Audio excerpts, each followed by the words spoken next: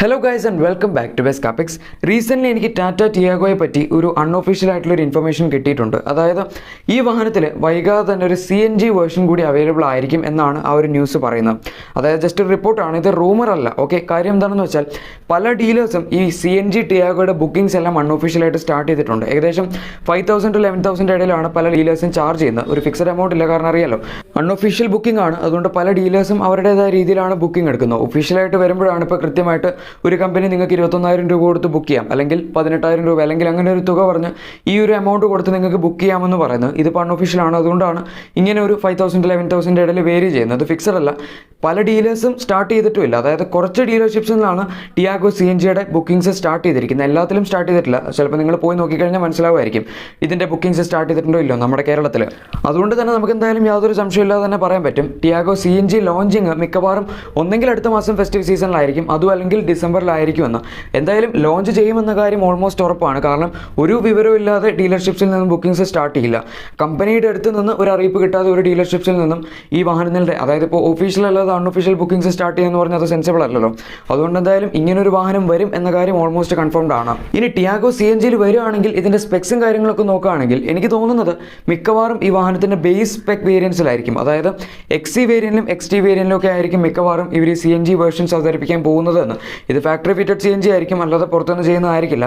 അതുകൊണ്ട് തന്നെ ആ ഒരു വാറൻറ്റി കട്ടാവുന്നതിന് ടെൻഷനും ഇല്ല. ഇപ്പോൾ സാധാരണഗതിയിൽ നമ്മളൊരു വാഹനം ഫാക്ടറി കണ്ടീഷനിൽ നിന്ന് CNG എടുക്കുകയാണെങ്കിൽ പ്രശ്നമില്ല. അതല്ലാതെ നമ്മളൊരു വാഹനം എടുത്ത് പുറത്തുകൊണ്ട് CNG ചെയ്യിപ്പിക്കുകയാണെങ്കിൽ ആ നിമിഷം തന്നെ നിങ്ങളുടെ വാറൻറ്റി കട്ടാവും. അതുകൊണ്ട് അതത്ര സേഫും അല്ല. പക്ഷേ ഇവിടെ എന്തായാലും അതുപോലത്തെ പ്രശ്നങ്ങളൊന്നുമില്ല. നിങ്ങൾ ഇനി ഇപ്പോൾ ഇവൻ ഫീച്ചേഴ്സ് നോക്കി XT വേരിയൻ്റ് എടുക്കുകയാണെങ്കിൽ തന്നെ ഒരു നോർമൽ ഫാമിലിക്ക് ആവശ്യമുള്ള ഫീച്ചേഴ്സും കാര്യങ്ങളും എല്ലാം ആ ഒരു വാഹനത്തിൽ വരുന്നുണ്ട്. അതിപ്പം മ്യൂസിക് സിസ്റ്റം ആണെങ്കിലും 4 പവർ വിൻഡോസ് ആണെങ്കിലും വീൽ ക്യാപ്സ് ആണെങ്കിലും പുറകിലത്തെ 14-inch വീൽസിൽ, അതുപോലെ ഇലക്ട്രിക്കലി അഡ്ജസ്റ്റബിൾ ORVMs, ഇതുപോലത്തെ കാര്യങ്ങളെല്ലാം XT വേരിയൻറ്റ് ബേസിക് ആയിട്ട് തന്നെ വരുന്നുണ്ട്. അതുകൊണ്ട് ആ ഒരു ഫീച്ചേഴ്സിൻ്റെ കാര്യത്തിലും വലിയൊരു പോരായ്മ XT വേരിയൻറ്റ് നിങ്ങൾക്ക് എന്തായാലും ഉണ്ടാകുന്നതായിരിക്കില്ല. ഈ നോർമൽ XT വേരിയൻറ്റിനെ വെച്ച് നമ്മൾ കമ്പയർ ചെയ്യുകയാണെങ്കിൽ CNG വേരിയൻറ്റിൻ്റെ വില ഏകദേശം 60,000 മുതൽ 70,000 വരെ കൂടുതലായിരിക്കാനാണ് സാധ്യത. അല്ലെങ്കിൽ ഏകദേശം 60,000 to 80,000 ഇടയിൽ നമുക്ക് എസ്റ്റിമേറ്റ് എടുത്ത് പോകാം. ഒരുപാട് കാലമായി ശരിക്കും ടിയാഗോ CNGയിൽ വരുന്നു, ടിഗോർ CNGയിലൊക്കെ വരുന്നു എന്ന് പറയാൻ തുടങ്ങിയിട്ട്. പക്ഷേ ശരിക്കും ഈ വാഹനത്തിൻ്റെ ലോഞ്ചിങ് കണ്ടീഷൻസിലേക്ക് അടുക്കുന്നത് ഈ സമയം ആയപ്പോഴാണ്. എനിക്ക് തോന്നുന്നു പലരും CNG ടാറ്റ വാഹനങ്ങൾക്ക് വേണ്ടി കൂടി വെയിറ്റ് ചെയ്യുന്നുണ്ട് എന്ന്. ഇപ്പോൾ ശരിക്കും ഫാക്ടറി ഫിറ്റഡ് ആയിട്ട് CNG അവൈലബിൾ ആയിട്ടുള്ളത് ഒന്ന് മാരുതി സുസുക്കിയിലാണ്, പിന്നെ ഉള്ളത് ഹ്യുണ്ടയിലാണ്. ബാക്കി ഇപ്പോൾ വേറെ കമ്പനീസ് ഒന്നും തന്നെ ഫാക്ടറി ഫിറ്റഡ് CNG ഓപ്ഷൻസ് ഒന്നും തന്നെ പ്രൊവൈഡ് ചെയ്യുന്നില്ല. വേണമെങ്കിൽ വണ്ടി എടുത്ത് നമുക്ക് പുറത്തുനിന്ന് കസ്റ്റമൈസ് ചെയ്യാമെന്ന ഒരു ഓപ്ഷൻസ് മാത്രമേ ഉണ്ടായിരുന്നുള്ളൂ. ഇതിപ്പോൾ CNGയിൽ ഫാക്ടറി ഫിറ്റഡ് ആയിട്ട് വരുമ്പോൾ എനിക്ക് തോന്നുന്നു നമ്മുടെ ഇപ്പോഴത്തെ പെട്രോൾ വിലയൊക്കെ വെച്ച് ഒരുപാട് പേരും CNG ടിയാഗോയും അല്ലെങ്കിൽ CNG ടാറ്റ വാഹനങ്ങൾ വരികയാണെങ്കിൽ അതും വാങ്ങാനുള്ളൊരു സാധ്യത ഉണ്ട് എന്ന്. ആൻഡ് ഇനിയിപ്പം ഫ്യൂച്ചറിൽ മിക്കവാറും ടിഗോറിൻ്റെയും അതുപോലെ അൾട്രോസിൻ്റെ ഒക്കെ തന്നെ CNG വരാനുള്ളൊരു സാധ്യതയുണ്ട്. എനിക്കെന്തായാലും ഇതൊരു വളരെ നല്ല അപ്ഡേറ്റ് ആയിട്ട് തന്നെയാണ് തോന്നിയത്. നിങ്ങൾക്ക് എന്താണ് തോന്നുന്നത് എന്ന് നിങ്ങൾ തീർച്ചയായും താഴെ കമൻസിൽ പറഞ്ഞോളൂ.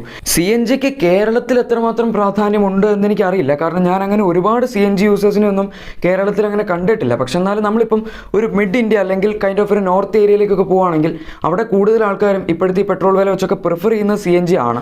അതുകൊണ്ട് ഇത് ഒരുപക്ഷെ അവർക്കായിരിക്കാം കുറച്ചും കൂടെ കൂടുതൽ യൂസ്ഫുൾ ആയിട്ട് വരാൻ പോകുന്നു. നമ്മുടെ കേരളത്തിൽ അങ്ങനെ CNG ബയേഴ്സ് ഉണ്ടെങ്കിൽ തീർച്ചയായും അവർക്കൊരു വളരെ നല്ല അപ്ഡേറ്റ് ആണിത്. പക്ഷെ അല്ലാതെ എനിക്ക് തോന്നുന്നു അധികം യൂസേഴ്സ് ഇല്ല എന്ന്. എന്തായാലും എൻ്റെ അറിവിലോ പരിചയത്തിലോ ആരുമില്ല. നിങ്ങൾക്കറിയാവുന്ന ഏതെങ്കിലും CNG യൂസേഴ്സ് കേരളത്തിലുണ്ടെങ്കിൽ താഴെ തീർച്ചയായും കമൻറ്റ് ചെയ്ത് പറഞ്ഞോളൂ.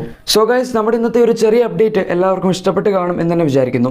വീഡിയോ ഇഷ്ടപ്പെട്ടെങ്കിൽ മറക്കാതെ തന്നെ ലൈക്ക് ചെയ്തേക്കാം. ഇതുപോലുള്ള വാഹനങ്ങളുടെ കൂടുതൽ അപ്ഡേറ്റ്സും ഡീറ്റെയിൽസും എല്ലാം നിങ്ങൾക്ക് തന്നെ ആദ്യം ലഭിക്കാൻ താല്പര്യമുണ്ടെങ്കിൽ മറക്കാതെ തന്നെ ചാനൽ സബ്സ്ക്രൈബ് ചെയ്യുക. കൂടെ സൈഡിൽ കൊടുത്തിരിക്കുന്ന ആ ബെൽ ബട്ടണും കൂടെ പ്രസ് ചെയ്ത് അത് ഓൾ നോട്ടിഫിക്കേഷൻസ് ആക്കി വെക്കുകയാണെങ്കിൽ ഞങ്ങളുടെ ലേറ്റസ്റ്റ് അപ്ഡേറ്റ്സ് എല്ലാം നോട്ടിഫിക്കേഷൻസ് ആയിട്ട് നിങ്ങൾക്ക് തന്നെ ആദ്യം ലഭിക്കുന്നതായിരിക്കും. Thank you for watching my video.